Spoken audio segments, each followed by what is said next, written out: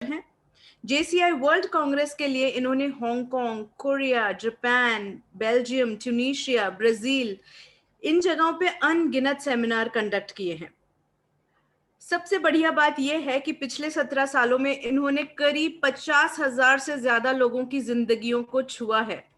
अपने seminar, workshop और speech से इन लोगों को मेंटर किया है और लाइफ को इनके पॉजिटिव इन्फ्लुएंस दिया है। बहुत ही शानदार 2 किताबें ये लिख चुके हैं, जो कि अमेजोन या फ्लिपकार्ट पे आप आसानी से देख सकते हैं। इनका नाम है सनराइज विद इन यू और जागो, जानो और जीतो। इनकी एक नई किताब जिसका नाम है मिलियनर माइंडसेट जल्द ही प्रकाशित होने वाली है।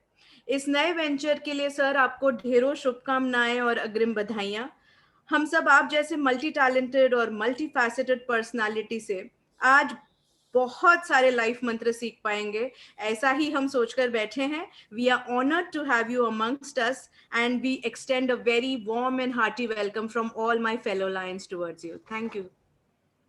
Thank you very much, Poonam. That's so nice of you. You have delivered very good introduction. I know that this is very short for the Pritam Goswami ji, but Pritam Goswami ji को हम प्लेटफॉर्म दें उसके पहले मैं बड़े गर्व के साथ और बड़ी खुशी के साथ बताना चाहूंगा कि मेरे बहुत अजीज दोस्त और जूनियर चैम्बर इंटरनेशनल के हाई प्रोफाइल ट्रेनर और is a great entrepreneur, great orator, master Nirmal Parekh ji आज हमारे बीच में हैं। ये जेसीआई के बहुत दिग्गज हस्ती हैं, गुजरात में रहते हैं। मैं निर्मल जी से कहूंगा एक बार हेलो कहिएगा सर सभी को।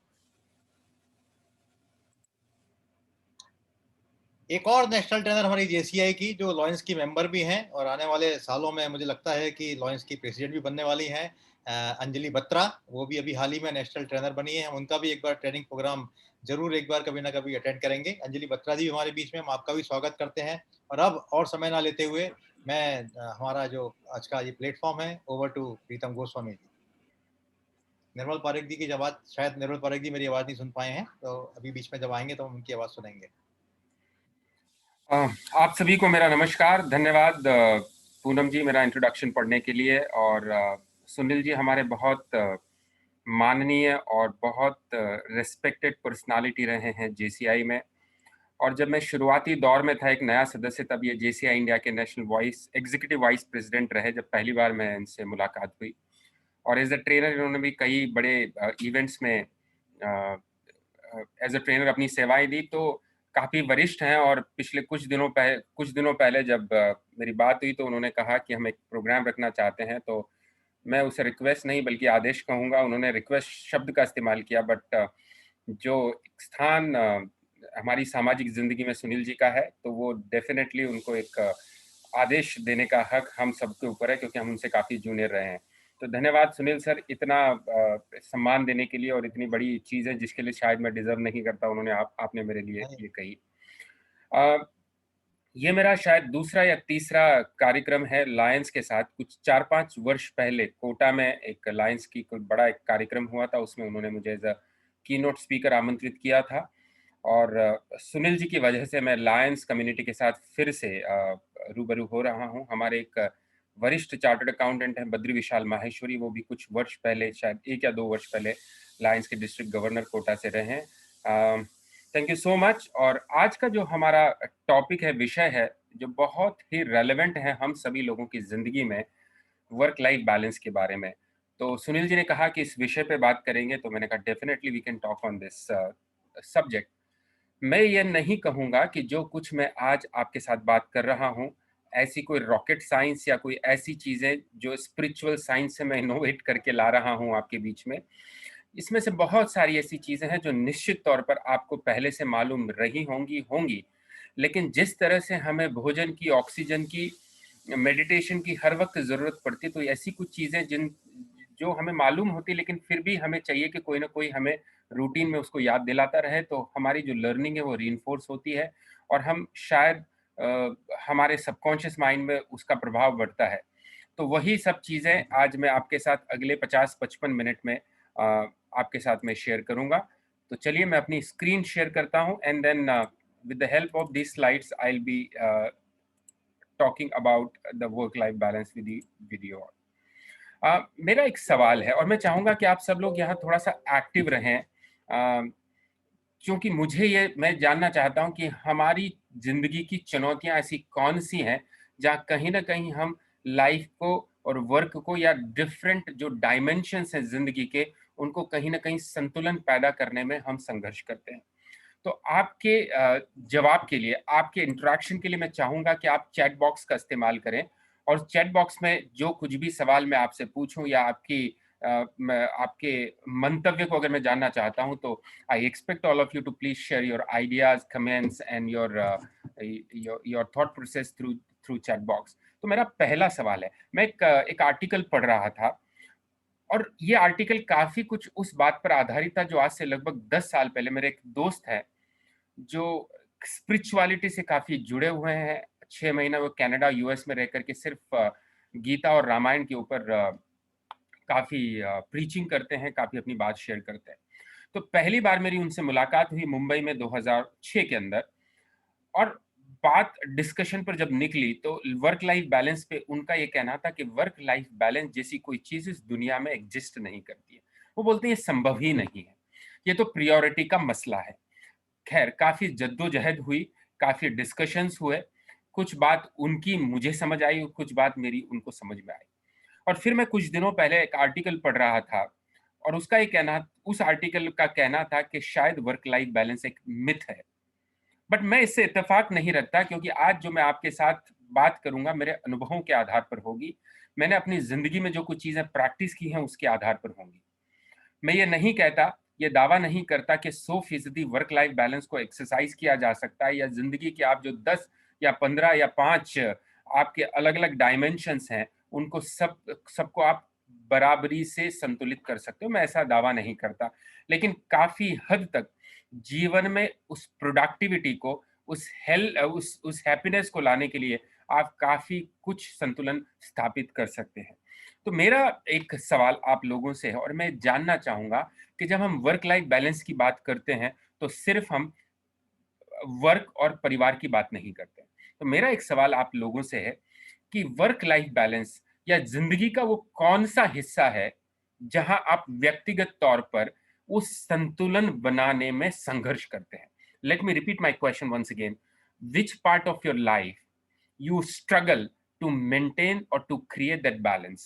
आपके सवालों की, आपके जवाबों की मुझे प्रतीक्षा है। आप ये हर इंसान का जवाब यहाँ पर अलग हो सकता है। मेरा स्ट्रगल, किसी का लगता है कि मैं शायद अपनी हेल्थ को समय नहीं दे पाता, किसी को कुछ और लगता होगा, लेकिन मैं यहाँ आपसे अपने व्यक्तिगत जवाबों की अपेक्षा करता हूँ कि the which part of your life you struggle creating that balance. So Sunil ji ने लिखा फैमिली एंड बिजनेस। एक बड़ा जबरदस्त जवाब आया है जो इमोशनल है, दिल और दिमाग। Okay, balance and work life balance should be priority to everyone, it is among parents, friend and society. That's great, but I personal time आप नहीं दे पाते। पूनम जी का ये मानना है कि कहीं ना कहीं वो जो मी टाइम होता है वहां पर वो स्ट्रगल करते हैं। कुछ और जवाबों की मुझे प्रतीक्षा है कि आप व्यक्तिगत तौर पर अगर सोचें तो आप कौन सा ऐसा हिस्सा है जहां पर आप संतुलन स्थापित करने में आपको थोड़ा सा स्ट्रगल होता है। Okay, health and work, Nirmal sir लिखते हैं। निर्मल सर मेरे भी गुरु रहे हैं, बहुत बहुत धन्यवाद निर्मल सर, आप ये प्रोग्राम ज्वाइन कर रहे हैं। सो health and work, of course career and personal goals, यहाँ पर भी कहीं ना कहीं हमको स्ट्रगल दिखता है। तो चलिए, एक बुक में पढ़ रहा था आज से 15 साल पहले, बुक का नाम है यू इंक, और ये एक बड़ी यूएस के ऑथर ने एक बड़ी जबरदस्त बुक लिखी जो हैप्पीनेस के ऊपर लिखी, लाइफ में किस तरह से आप ग्रोथ हासिल कर सकते हैं उसके बारे में इन्होंने बात की, और बहुत ही प्रैक्टिकल बुक है। जब आप इस किताब को पढ़ते हो तो ऐसा लगता है शायद आपकी जिंदगी के बहुत सारे व्यक्तिगत से पर्सनल से स्ट्रगल्स हैं जिस बुक में उन्होंने एड्रेस करने की कोशिश की है। तो जरा समझते हैं। और इस बुक के जो ऑथर है उनका ये कहना है कि मुख्य तौर पर जब हम वर्क लाइफ बैलेंस की बात करते हैं तो लाइफ के इन 5 हिस्सों को आपको बैलेंस करना होता है। There could be a number of things which you will be living in your life, a number of areas of your life you may have, but these are the 5 most prominent areas of your life. Your finance मतलब आपका business, आपका परिवार, आपकी fitness मतलब health, आपके मित्र friends, और faith. अब faith में यहाँ 2-3 चीजें आती है। जब फेथ की बात करते हैं तो हम ईश्वर की भी बात करते हैं, समाज सेवा और सामाजिक हमारे योगदान की भी हम यहाँ पर बात करते हैं। तो खुश रहने के लिए, एक अच्छे संतुलन की स्थापना करने के लिए ये 5 बहुत इम्पोर्टेंट एरियाज है लाइफ के, जिनमें संतुलन, मैं नहीं कहता सब में इक्वल बैलेंस हो सकता है, बट समहाउ हमको कुछ ना कुछ बात यहाँ पर करनी चाहिए। एक बार मैं एक ट्रेनिंग कर रहा था, बड़ी इंटरेस्टिंग बात है, बड़ी एक ट्रेनिंग कर रहा था मैं, और वहां पर सारे बड़े सरकारी अधिकारी थे जो उस कार्यक्रम में हिस्सा ले रहे थे। और ये मेरा 3 दिन का सेशन था, और आखिरी सेशन में मैंने उनको कहा कि चलिए एक काम करिए, आप अपनी जिंदगी के जो प्रोमिनेंट लोग हैं, आपके परिवार के जो सदस्य हैं वो हो गए, जिसमें आपकी पत्नी है, आपके माता पिता हैं, आपके भाई बहन हैं, आपके बच्चे हैं, ये और आपके फ्रेंड्स हैं, इन सबको, जो इंपॉर्टेंट लोग हैं, इनकी प्लॉटिंग करिए और बताइए कि इस रिलेशन, इन डिफरेंट रिलेशन के साथ आप कितना न्याय कर पाते हैं, कितना जस्टिस कर पाते हैं, और आप अपने आप को 5 में से अंक दीजिए।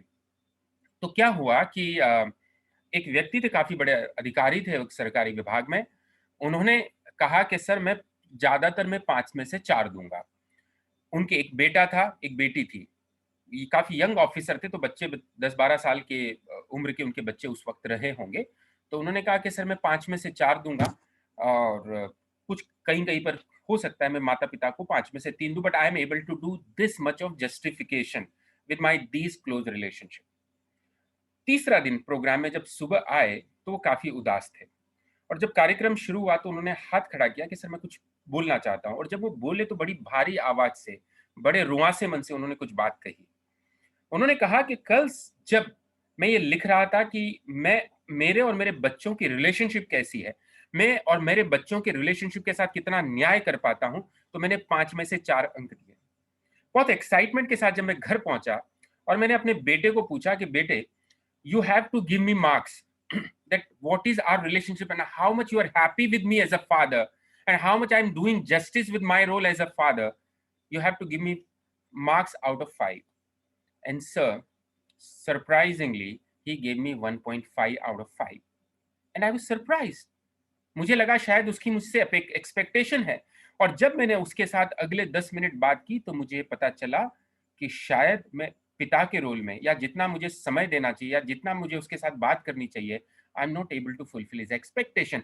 तो मेरा ये सोचना कि मैं किसी रिश्ते में कितना समय, कितनी क्वालिटी दे पा रहा हूं, यह अलग बात है, लेकिन सामने वाला उसको किस लेवल से इवैल्यूएट कर रहा है, वो एक डिफरेंट एस्पेक्ट है। और मैं कहता हूं कि जब आप इम्बैलेंस की बात करें तो आपको निश्चित तौर पर एक सेल्फ इवैल्यूएशन करना चाहिए। आप अपने आप को बीच में रखिए, आपके रिश्ते, आपके हेल्थ, आपके बिजनेस, आपके सोशल कनेक्शन, आपकी नेटवर्किंग, आपका पर्सनल टाइम, आपकी पर्सनल ग्रोथ, आपका करियर, आपकी नॉलेज, आपकी पर्सनल हैप्पीनेस, आपका स्पिरिचुअल कनेक्शन, इन सारी चीजों को जब आप प्लॉट करेंगे तो अपने आप आपको कहीं ना कहीं कहाँ ज्यादा समय दे रहे हैं, कहाँ आप कम समय दे रहे हैं। और ये मैं इस बात से बिल्कुल इत्तेफाक नहीं रखता कि आप प्रायोरिटीज को ज्यादा समय देते हैं।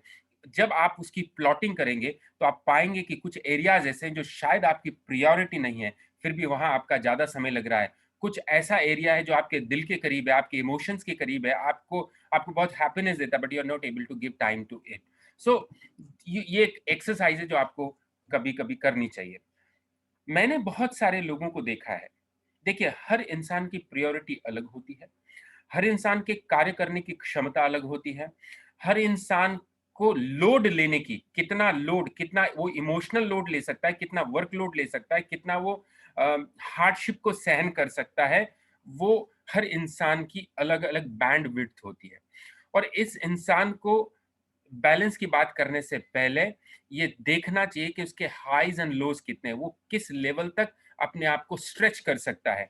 ठीक है, मोटिवेशन में हम ये जरूर बात करते हैं कि आप कितनी भी मेहनत कर सकते हो, 4 घंटे सो के भी काम चला सकते हो, लेकिन मैं फिर कहूंगा कि हर इंसान की बॉडी का मेटाबॉलिज्म डिफरेंट है, हर इंसान की अपब्रिंगिंग डिफरेंट है, हर इंसान की मेंटल टफनेस डिफरेंट है, और उस व्यक्ति को अपने आप को स्ट्रेच करने से पहले ये समझना चाहिए कि उसकी लाइफ में वो कितने हाई स्ट्रगल कर सकता है, कितने हाई लेवल पे जा सकता है, और कितना वो लो लेवल तक जा सकता है। तो उसको मतलब, कहने का मतलब ये, उसको अपनी लिमिटेशन मालूम होनी चाहिए।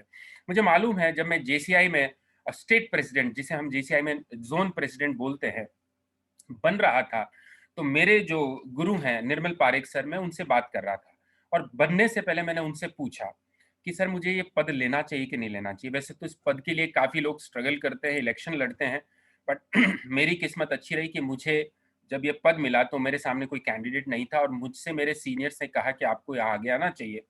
तो जब मैं ये पद ले रहा था तो निर्मल सर ने मुझे एक ही बात बोली कि देखिए आप ये पद ले रहे हैं लेकिन आपकी पर्सनल लाइफ, पर्सनल पीस, आपका बिजनेस, फैमिली स्ट्रगल नहीं होना चाहिए, वहां पे प्रॉब्लम नहीं होना चाहिए और आप अच्छे से काम करिए, अपने पद के साथ जस्टिस करिए। ये मत सोचिए कि मुझे west zone president of India बनना है, ये मत सोचिए कि मुझे अपने आप को प्रूव करना है। तो ये उन्होंने मेरे हाईज, मेरे पीक्स और मेरे ट्रॉफ को ध्यान में रखते हुए ये चीज मुझे दी। तो हर व्यक्ति का अपना हाई और लो हो सकता है दोस्तों, इस चीज का विशेष ख्याल रखें।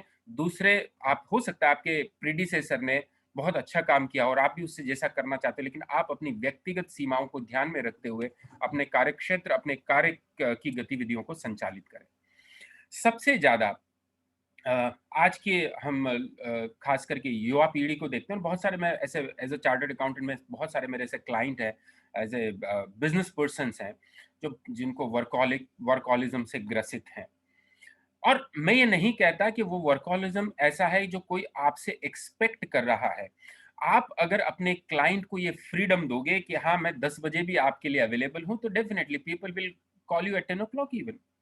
अगर आप लोगों को ये फ्रीडम दोगे कि मैं सुबह 7 बजे भी आपका बिजनेस कॉल ले सकता हूं, तो 7 बजे भी आपको तकलीफ देंगे।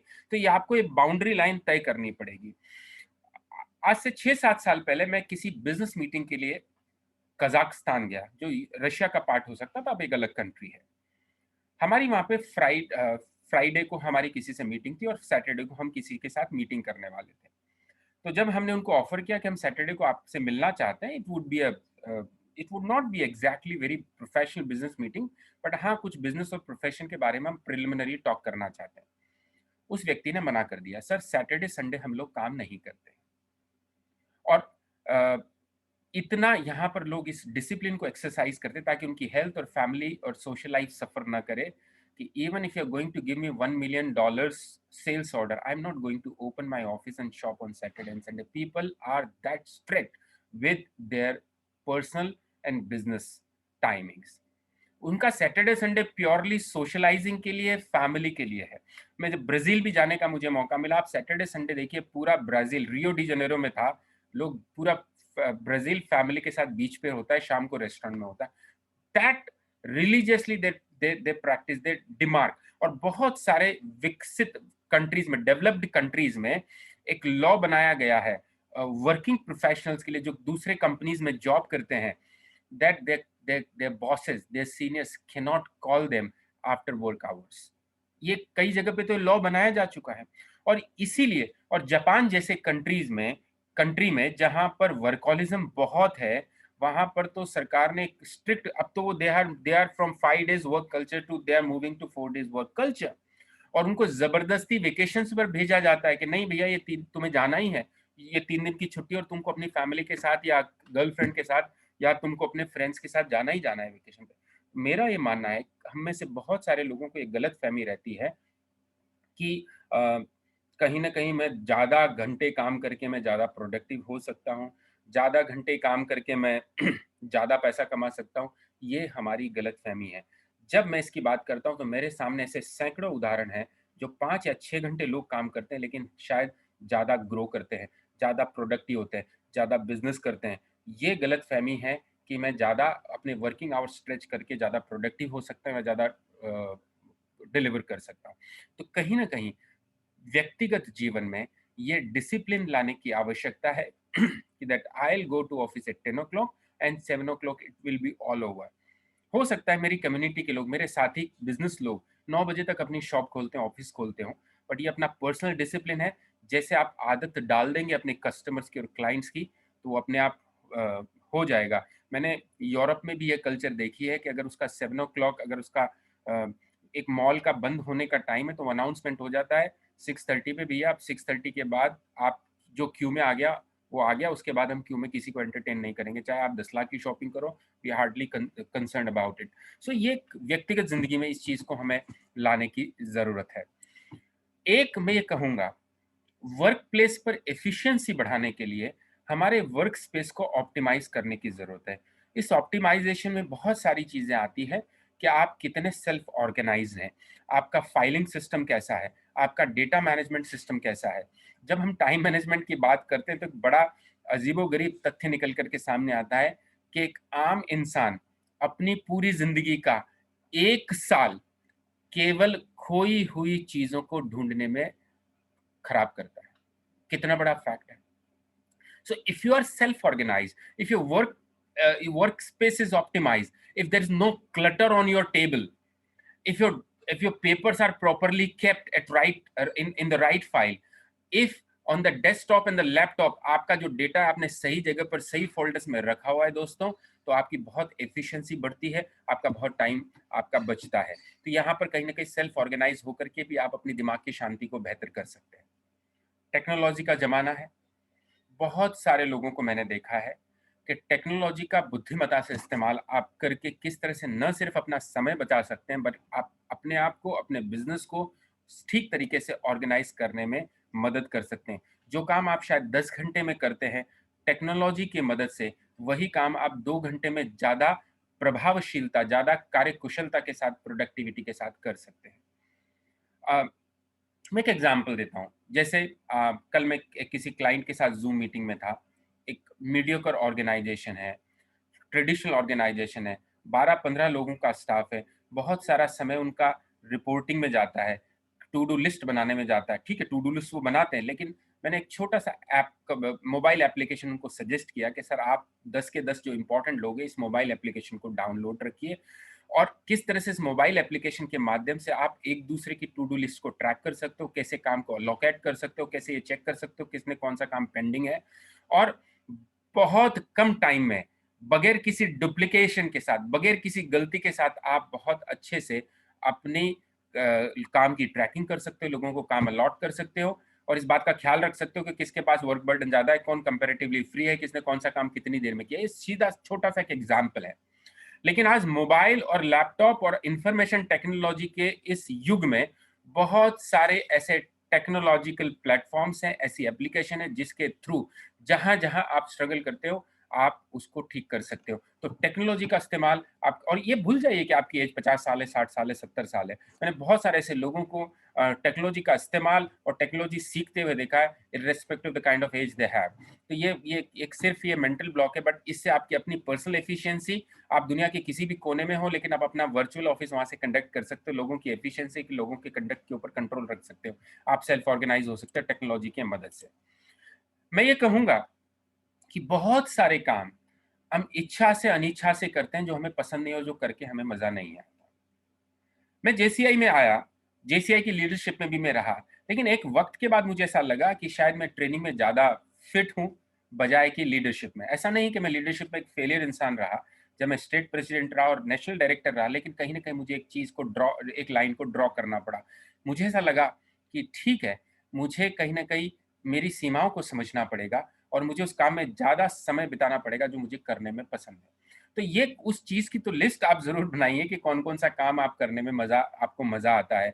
जितना टाइम, क्योंकि वो ऐसा काम है जिसमें आपको करने में मजा आता है, आप कभी थकान महसूस नहीं करते, बल्कि वो कर करके आप रिचार्ज महसूस करते हैं। और ऐसा नहीं है कि मैं सिर्फ यहाँ पर रिक्रिएशनल एक्टिविटी की बात कर रहा हूँ, इवन प्रोफेशन में भी। आज मैं चार्टर्ड अकाउंटेंट हूँ, एज ए चार्टर्ड अकाउंटेंट बहुत सारा वैरायटी ऑफ सर्विसेज हम देते हैं, लेकिन मेरा इंडिविजुअल फोकस उन 2-3 एरियाज पे जो काम करके मुझे बहुत मजा आता है। कुछ ऐसे एरियाज हैं जो मैं एंजॉय नहीं करता या मेरा कप ऑफ टी नहीं है, तो उसके लिए मेरे पास मेरे जूनियर्स हैं, पार्टनर्स हैं, वो उन काम को हैंडल करते हैं। तो मेरा फोकस ज्यादातर उन्हीं एरियाज पे रहता है। और अगर मैं पर्सनल प्रोडक्ट ऐसे कुछ पर्सनल क्रिएशनल चीजों की भी बात करूं, जैसे अभी लॉकडाउन का वक्त चल रहा है, राजस्थान में कंप्लीट लॉकडाउन है, हमारा ऑफिस खुल नहीं रहा है, तो और शाम को मैं छत पे जाकर के अपने बच्चों के साथ आधा घंटा या 15 मिनट क्रिकेट खेलता हूँ।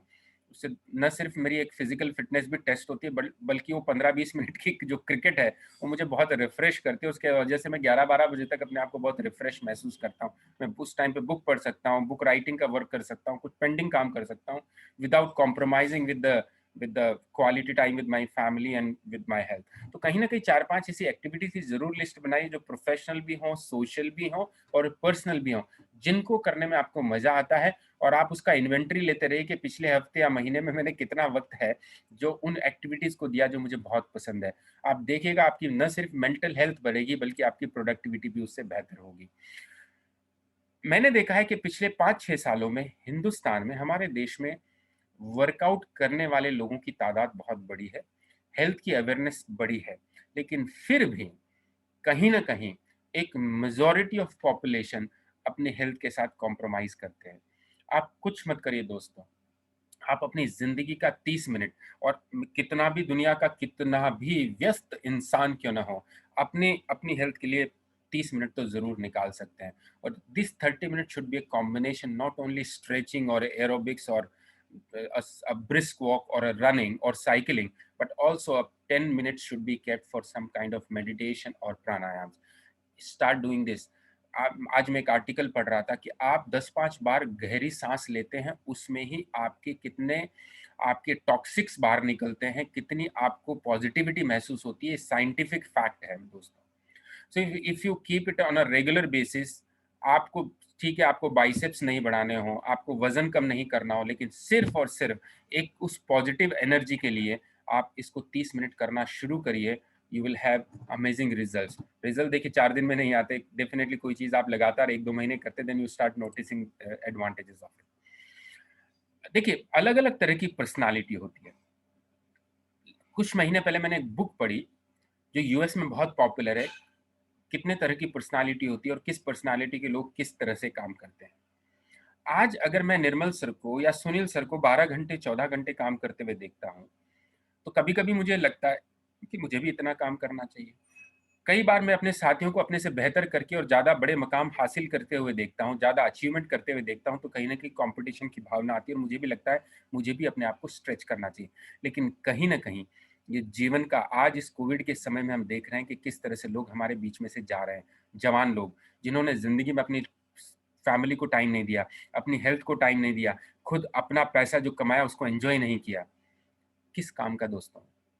Life is so short, so uncertain that what is going to happen tomorrow, we are not sure.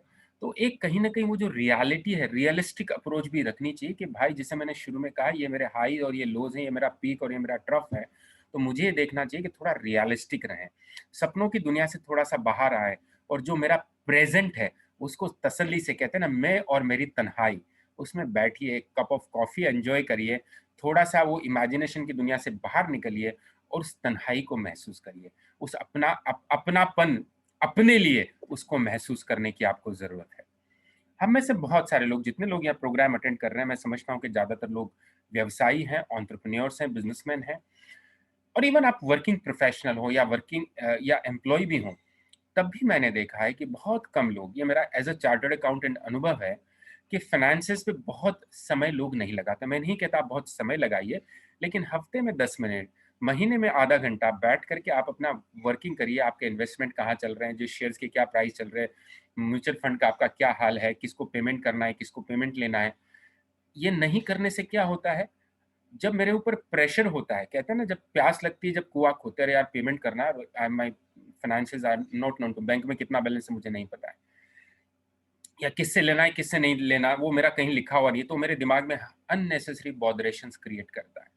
So when weekly or fortnightly or monthly basis, if you give some time to yourself, your finances, you are more organized, your stress level reduces, you can plan your finances in better manner. आने वाले 15 दिन में आपको किससे payment करना है, किसको लेना है, तो आप बहुत इजी गोइंग हो जाते हैं, और आपके फाइनेंसेस के डिसीजन, आपकी फाइनेंशियल हेल्थ काफी बेटर उससे हो जाती है।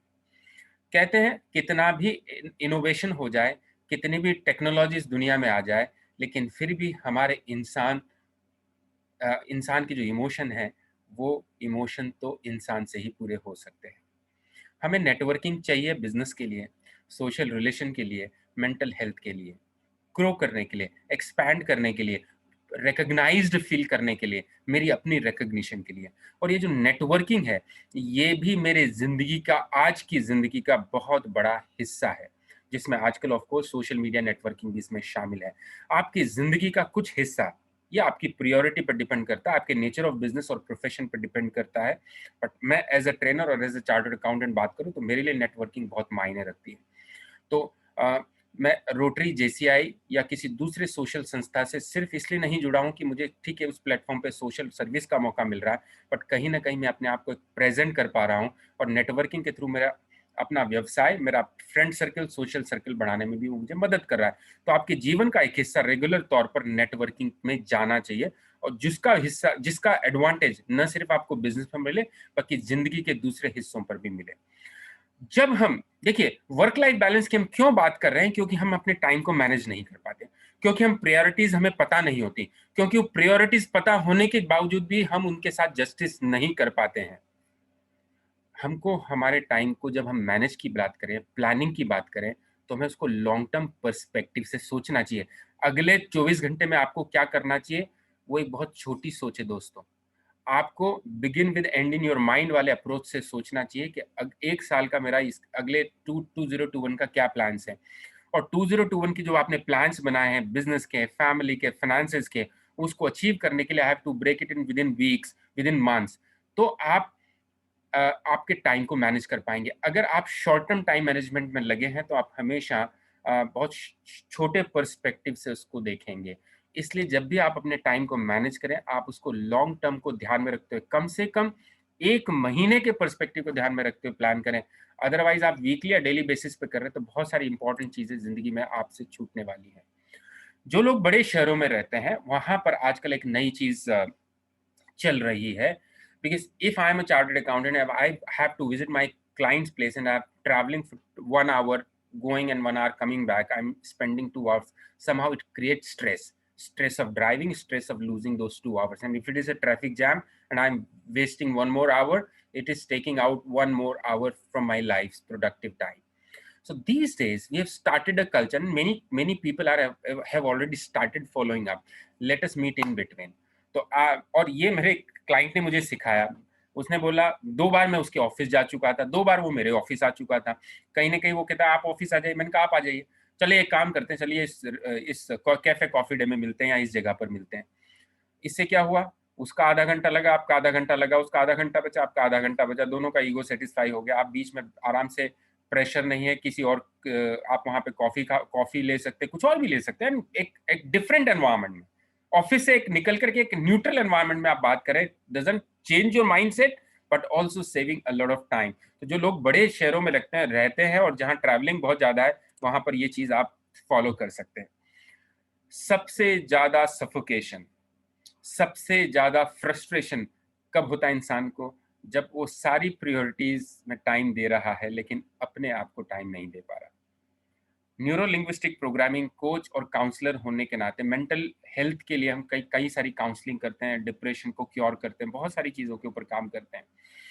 लोगों का गुस्सा, लोगों की फ्रस्ट्रेशन, लोगों की इरिटेशन, लोगों का रिलेशनशिप खराब होना, हेल्थ खराब होना, सबसे ज्यादा अगर रीजन पाया गया है तो इंसान स्वयं को समय नहीं दे रहा। मैंने अभी भी कहा, मैं और मेरी तन्हाई। कई बार जब आप बहुत स्ट्रेस में होते हैं, आप अकेले रहना चाहते हैं, आप हैं अपनी कप ऑफ कॉफी के साथ, कहीं कोई डिस्टर्बेंस ना हो, मोबाइल आपकी दूर हो, आप बुक पढ़ रहे हैं या आप एक दोस्त के साथ फोन पर बात कर रहे हैं या आप अपना पसंदीदा टीवी शो देख रहे हैं, कोई डिस्टर्ब करने वाला नहीं हो, आराम से सुबह सो करके उठे, कोई प्रेशर नहीं कि मुझे इतने बजे नहाना है, मुझे इससे मिलना है। ये जो मी टाइम है बहुत बड़ा रिचार्जर है। और कई बार हम एक गलती करते हैं कि हम वेकेशन पे जब जाते हैं तब भी हम उस मी टाइम को प्रैक्टिस नहीं करते। I have seen my friends who are going on vacation with me, they are still busy attending their calls, they are still taking their business calls. They don't know how to delegate the task, they don't know how to manage their business in their absence, and that's why people are calling them continuously. तो वहां पर भी उनको me time नहीं मिल रहा। तो ये me time आप सोचिए, आपकी जो हॉबीज हैं, आप जो कोई इंडिविजुअली, जैसे मुझे लिखने का शौक है, बुक पढ़ने का शौक है, दोस्तों अगर मैं 7-8 दिन किसी व्यस्तता की वजह से या तबीयत ठीक नहीं है उस वजह से या कोई एक्स्ट्रा ऑर्डिनरी बर्डन है ऑफ प्रोफेशन उसकी वजह से, या मैं कई बार अपने मैचेस देखने के टेम्पटेशन को कंट्रोल नहीं कर पाता, और अगर मैं 7-8 दिन के स्पैन में अगर बुक रीडिंग नहीं करता हूँ तो मुझे फ्रस्ट्रेशन, सफोकेशन फील होना शुरू हो जाता है, ऐसे जैसे कि मेरे दिमाग को ऑक्सीजन नहीं मिल रही है। तो आपको ये पहचानना पड़ेगा कि आपका मी टाइम में वो चार्जर्स कौन से हैं जो आपको चार्ज करते हैं, उसको आइडेंटिफाई करिए। बेस्ट एंटरटेनमेंट आपके लिए होगा, बेस्ट एनर्जी बूस्टर आपके लिए होगा। अपने आप को समय दीजिए। दुनिया को तो आप दे ही रहे हैं, दुनिया से तो बहुत मिल चुका, खुद से भी तो मिल, जिस दिन तू खुद से मिलेगा पाएगा मंजिल। ये एक ऐसी चीज है जो आपको डेफिनेटली आपको अपने आप से कनेक्ट करती है।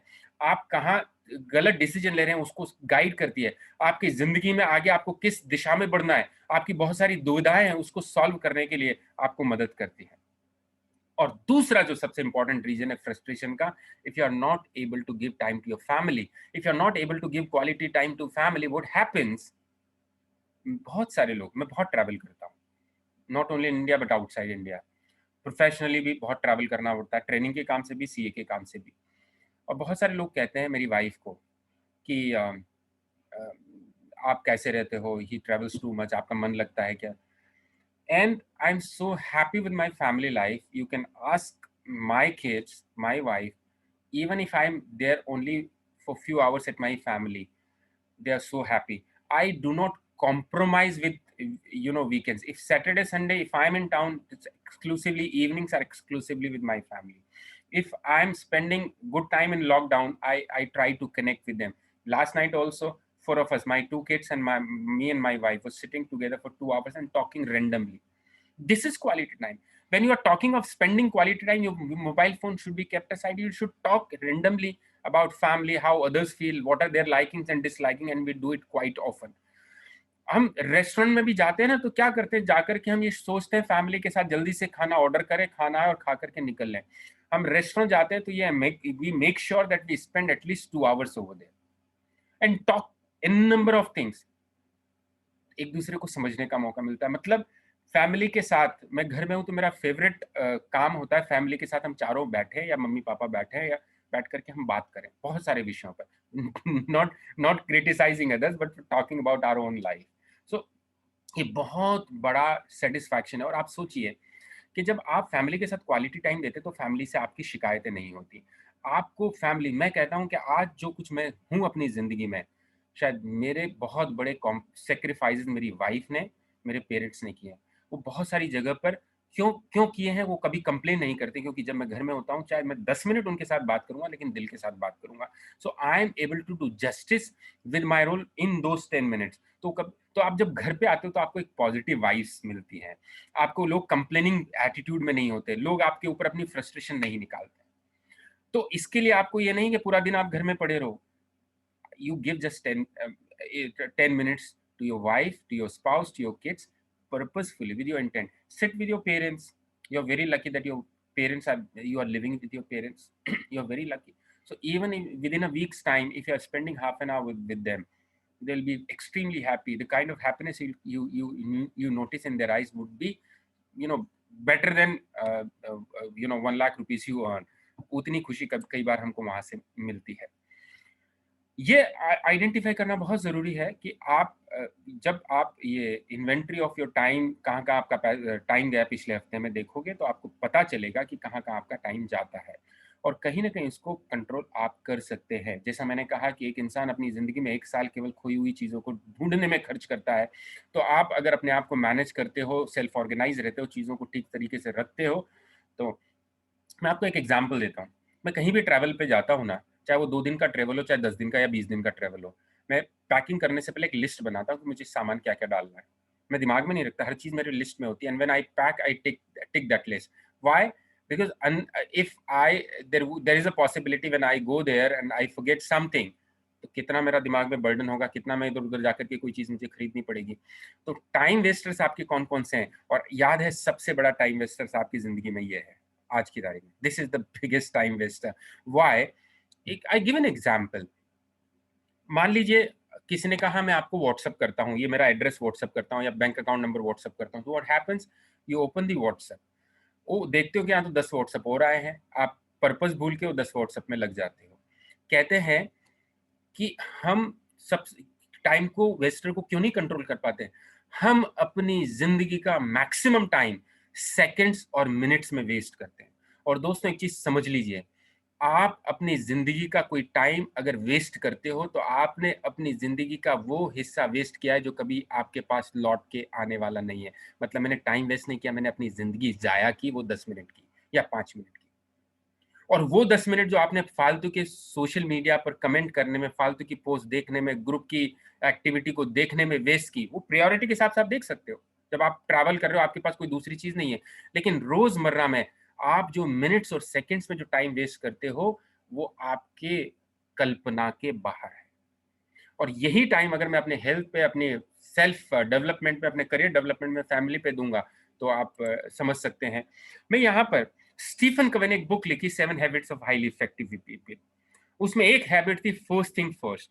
और उस फर्स्ट थिंग फर्स्ट जो बुक उन्होंने लिखी, उन्होंने एक बड़ा किस इंसान किस किस डोमेन में कितना टाइम देता है, ये एक उन्होंने क्वाड्रेंट डिफाइन किया, एंड दैट्स वंडरफुल थिंग। इसको जरा समझते हैं। एक इंसान अपना समय इन 4 क्वाड्रेंट में खर्च करता है। ओके, पहला क्वाड्रेंट है, अगर आप देखेंगे, अर्जेंट एंड इंपॉर्टेंट। वो काम जो मेरे लिए अर्जेंट है और इंपॉर्टेंट है। अर्जेंट मतलब अभी के अभी करना है, इंपॉर्टेंट है मतलब मैं इसको टाल भी नहीं सकता क्योंकि मेरे लिए जरूरी है।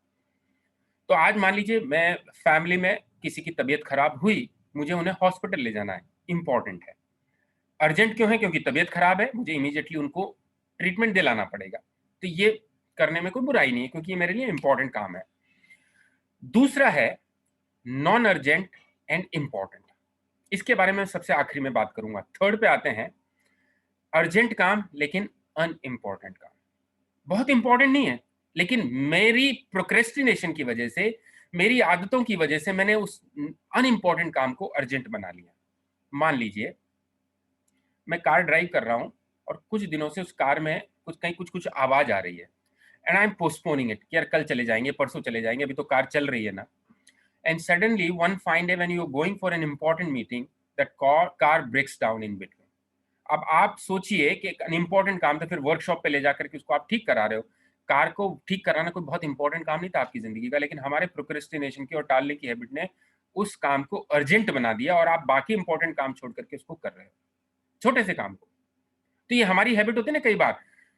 और फोर्थ है नॉट अर्जेंट एंड अनइम्पॉर्टेंट। ये जितनी भी हमारी टाइम वेस्ट, गोसिपिंग है, सोशल मीडिया में स्क्रॉलिंग करना है, न्यूज़पेपर आप 10 मिनट में पढ़ सकते हो, न्यूज़पेपर को आप 2 घंटे तक लेकर के बैठे रहते हो और एक एक छोटी छोटी खबर को भी इंसान चाटता रहता है उसमें। मतलब that is neither urgent nor important. घंटों बैठ करके टीवी देखते रहना, ये सारी, दोस्तों के साथ बहुत गॉसिपिंग करते रहना। दोस्त जरूरी है मेंटल फिटनेस के लिए, but you need to keep a balance between your other parts of life and your friendship. तो ये फोर्थ में, ये सबसे अनप्रोडक्टिव अगर है तो आपका फोर्थ एरिया है दोस्तों।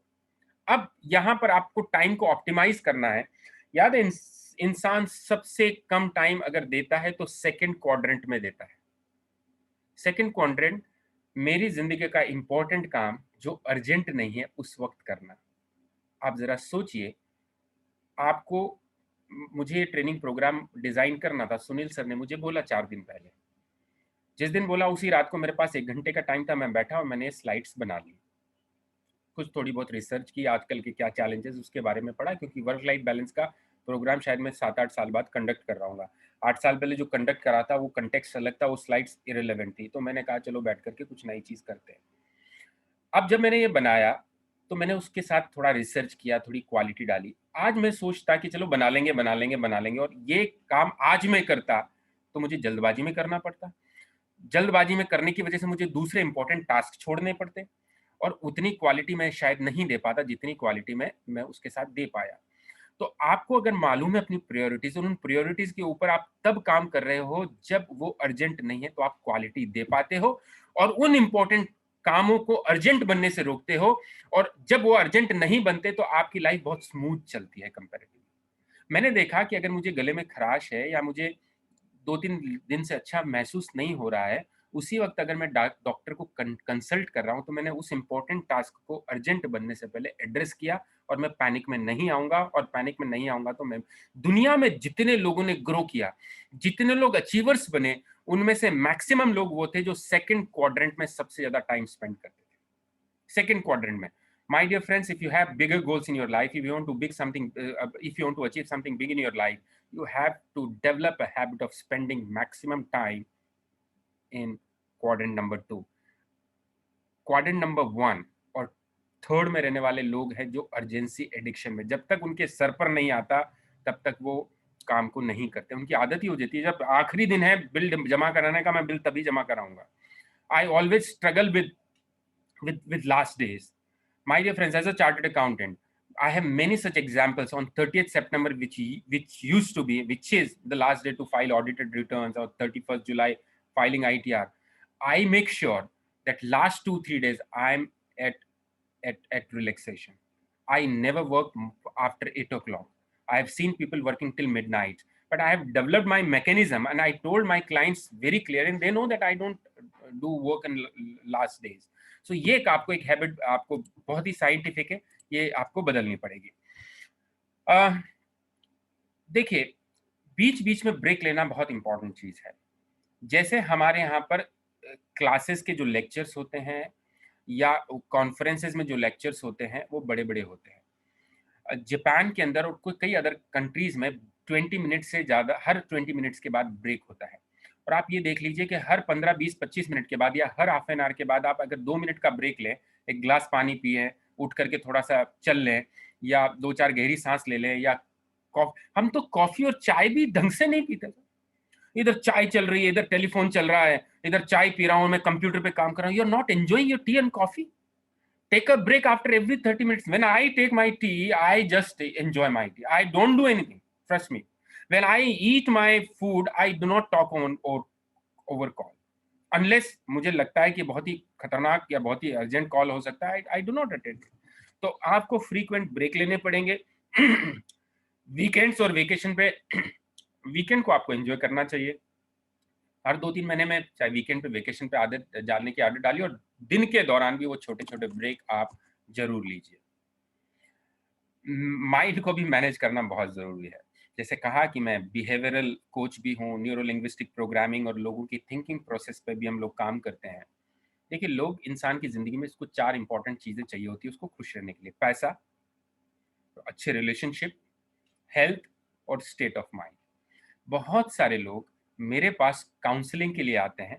पैसे की उनके घर में कोई कमी नहीं है, हेल्थ फिटनेस रीजनेबल है, फैमिली में कोई मेजर इशू नहीं है, फिर भी they are into depression, they feel low, they struggle with their state of mind.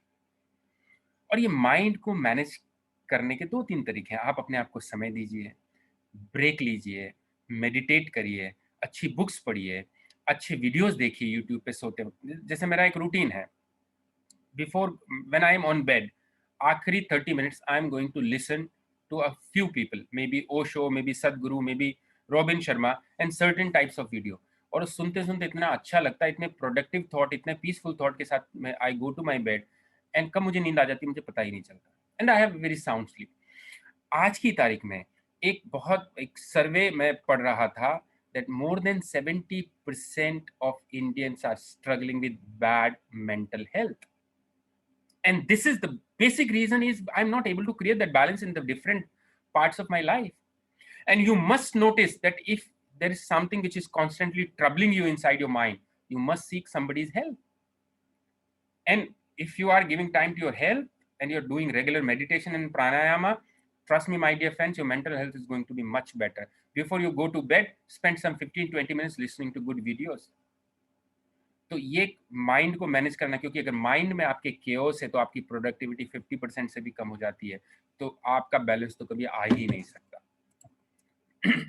And एक और चीज है, आप जिंदगी में 4-6 लोग ऐसे आइडेंटिफाई करिए जो बहुत पॉजिटिव हो, बहुत खुश हो, बहुत सक्सेसफुल हो. 3 लोग.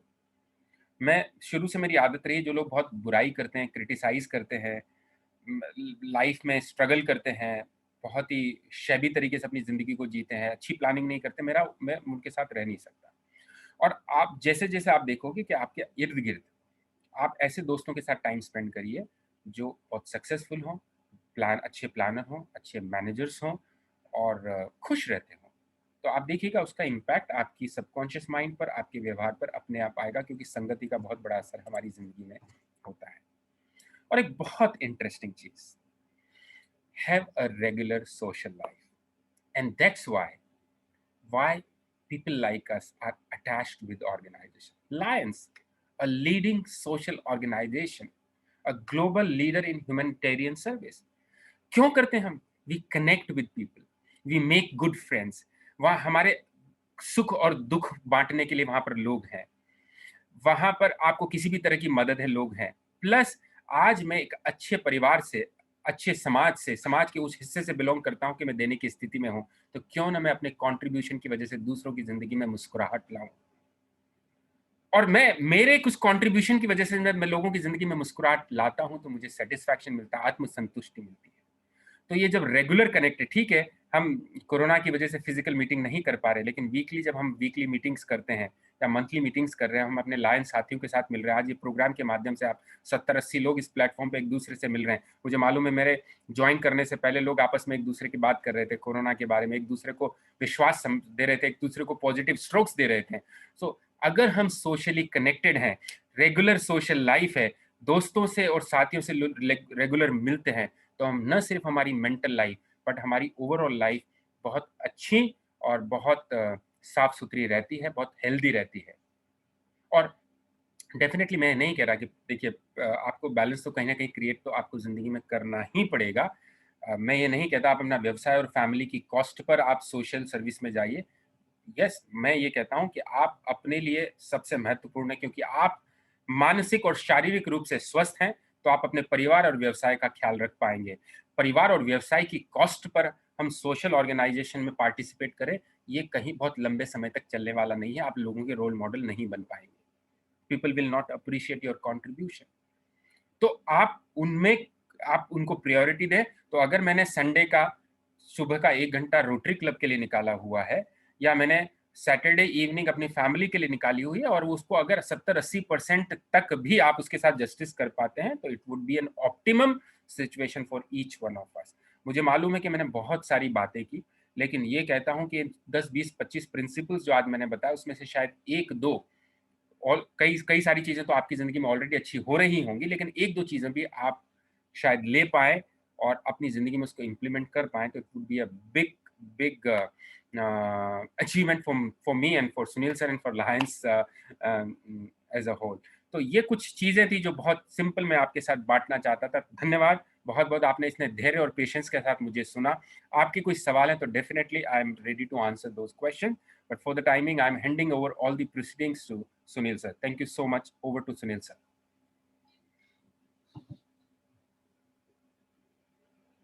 बहुत बहुत धन्यवाद है प्रीतम जी। 1 घंटे में आपने, मैं समझता हूँ कि लगभग 3 घंटे का आपने कंटेंट हमें दिए हैं। All these contents are precise and very very precious. आपने जो बातें कही हैं, चाहे वो फाइनेंस के लिए हो या फैमिली के लिए हो या पर्सनल फिटनेस को लेकर के हो, इवन फ्रेंड्स के लिए आपने इतनी अच्छी बातें कही हैं कि at least you should have a me time.